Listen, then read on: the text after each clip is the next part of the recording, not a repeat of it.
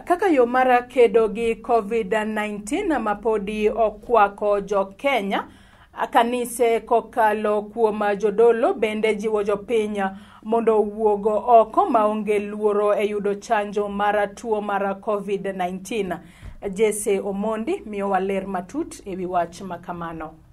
Wach chanjo mar COVID-19 e pacho kae koro kawo motegna ahinya nyaka gi jodolo bende koro lando wach no jogo ma bende koro yuore kanisni mopogore opogore.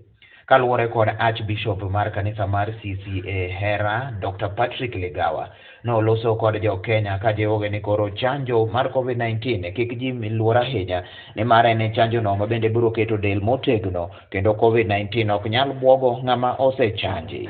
Akwonga jiwo jopiny mondo wuogo bi e chanjo nikech an awuon asedhi makoro arito mna mar adek makapo no land mar adek tabro dhi mar ariyo asetieko. Koro ji duto jo Kristo weuru luor dhiuru e chanjo nikech e chanjo no bende jomariek jomosomo weche mangima mag ji wacho ni kosemi chanjo to kata ka tuo mar korona ogoyi to bet maber berie matindi pok oyudi to kapod timni chanjo to giwacho ni komaki to koro en kinde kuru wasum. Omiyo jo kanisa tete gi jo gwenge jo manadi weuru luoro wadhi e gima osekal kod World Health Organization. Ok en kata gima sirikal Kenya mokadho to kadho gi piny mangima mondo chanji ji kalure kod yien makoro sirikal osenyiew kendo keto osiptende mondo konywa wan oganda mag Kenya iluongo ni wananchi wa Kenya. Legawa ne loso e kinde nyasi mar Yawayanga kanisa machielo manyien mar CCA Hera bade manyamasare mayudore e boma ma Kisumu. Bende koro nosiro wach mar kumo josiasa loso e kanisa kolero ni koro en gima kelo apuya e kinde josiasa kaluwore gi bayo weche mogo mantiere. Ojiwo josiasa mondo koro land kwe kinde duto te kendo koro kik ti gi rowere e kelo tulo kaka mano ma bende oyango ni notimore e gwenge mag Migori juma mokadho. Wan CCA wan e riwruok mar NCCK e Kenya mangima. Kendo wan e riwruok mar Interfaith Churches mano umbrella moumo duto. Omiyo kane wan e bura maduong' nene riwruok mar NCCK nokalo ni jo siasa koro kik go siasa e kanisa. Kubire e kanisa to ber mna ng'ama lemo gima do tim kaka jo lemo mamoko.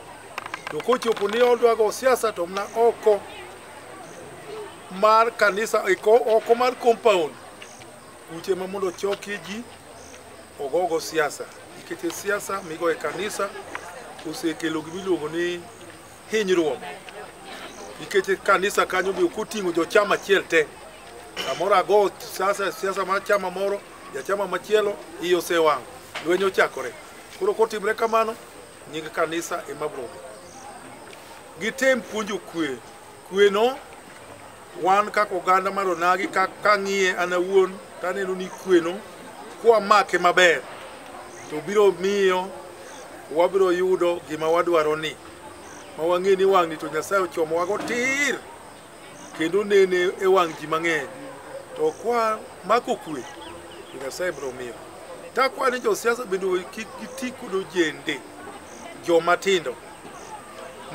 mane gima jo Kenya masani dwaro. Kenya masani kuro dwar siasa mar kite, siasa mar yanyruok kaka bila manyotimre Migori cha. Mano kel miyo wich put wan oganda nagi. Nikech jakom bende sani wuothe Kenya mangima kokwayo ombulu. Koro wawe mondo jogo mobiro ka warwagi gi kwamno ombulu. Wano tieko kapuoya ahinya riwruok makende ma osebede neno ni koro ger kanisa nogono manyien mabiro konyo jogo modaka e alwora mar Nyamasare ka jiwo chunje mopogore opogore. Kanisa nogono mabende koro no yaw koro ibro tele kanyo to kod Pastor Morris.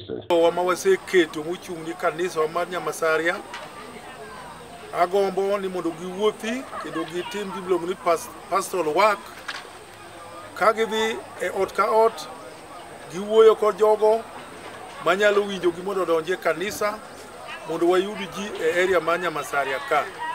Nikech kanisa mar Nyamasaria ni en kod sigana mabor kochakre mna ndalo mare kanene wapogre kod jo Holy Trinity Church mi nyaka koro kawuono koro ka Nyasaye ochako gwedhowa mi kanisa wayudo moger kama owal, mano en sigana marabora ahinya.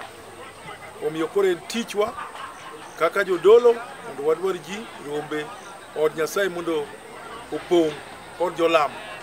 Mar ariyo, maendeleo wadwaro ka od padri awasewuoye ni biro gero maber ot mani kod rooms adek, ot mani kod choche, ot mani gi sitima, ot mani gimoro amora minyalo dwaro go jatelo. Kendo ono wabiro dwaro ni padri marwa mondo odagi e iye ka. Koro kata ka ibiro dware tibiro ken kama en machiegni. Lolwe TV, an Jesse Omondi.